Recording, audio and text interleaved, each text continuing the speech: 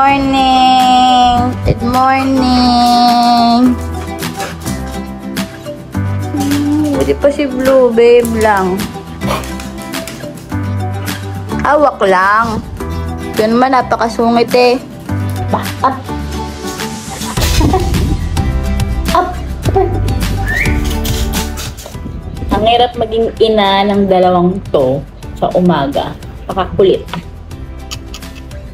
Can you imagine? Grabe na October na. Parang nung nagsimula itong taon, sobrang tagal ng ng January, February, March. Tapos biglang nung nag-April, tapos October na sis. Kalahin mo yan. At magbabas ko na, sobrang excited ako sa December kasi I will be an official tita. Magkakapamangkin na ako. So, sobrang excited kaming makita si Baby Agnes. Yan. Dahil nakapagkape na tayo, pwede na tayong mag-start ng ritual.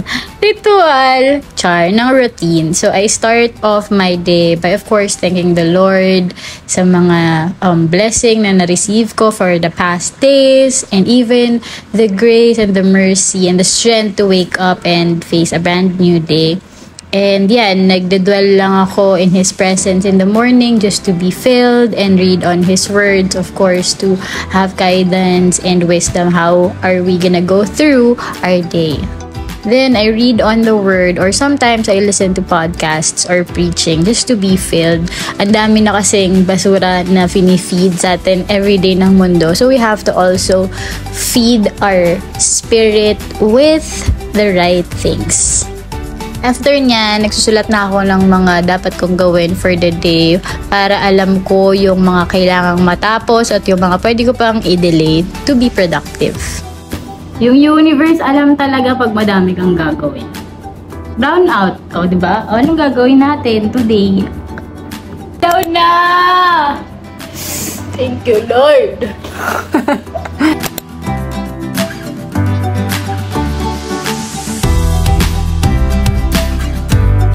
Maraming nagtatanong sa inyo kung ano ba talaga yung work ko, ba't ang dami kong time.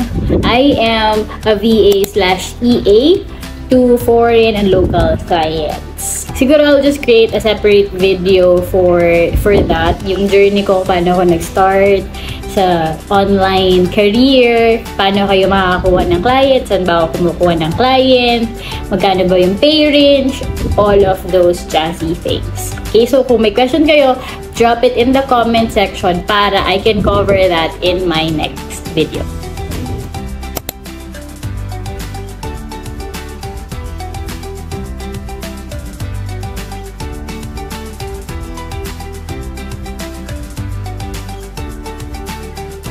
So this is my room. This is where I place my work setup. I'm gonna do a tour soon. Pero pag nag-work ako, usually nakapatay ang ilaw, tsaka ganyan lang. Dimmed lights lang. And the beauty of doing work from home is you can work anytime, diba? Hindi ko pwedeng ipakita yung mga gagawin ko. So, ako na lang. Charis! So, magtatrabaho lang muna ako. I'm doing the payroll time sheets.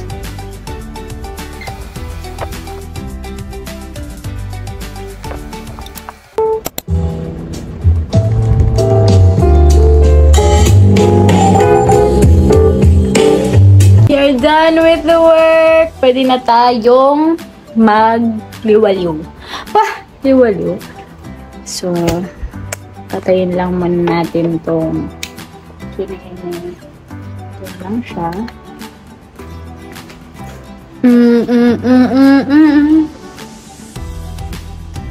Sana all. Tulog lang ng tulog. Masarap buhay. It might help you to go get you this. It might help you. Somebody want or dad you pick? Dad, well, hey, it's fine. He's the last guy. Tumataas yung BP ko sa palabas na to. Alam mo yun, yung dapat doktor sila yung nagsisave ng buhay. Pero, imagine, tinataas niya yung dosage para lang kumita yung hospital. Tapos, pinapag-go through niya ng surgery kahit di naman need ng surgery just because mas malaki yung babayaran ng pasyente. The evil of this world, I cannot.